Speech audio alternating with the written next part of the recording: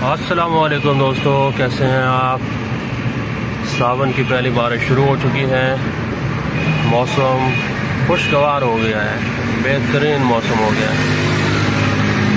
तो आइए बारिश एंजॉय करते हैं।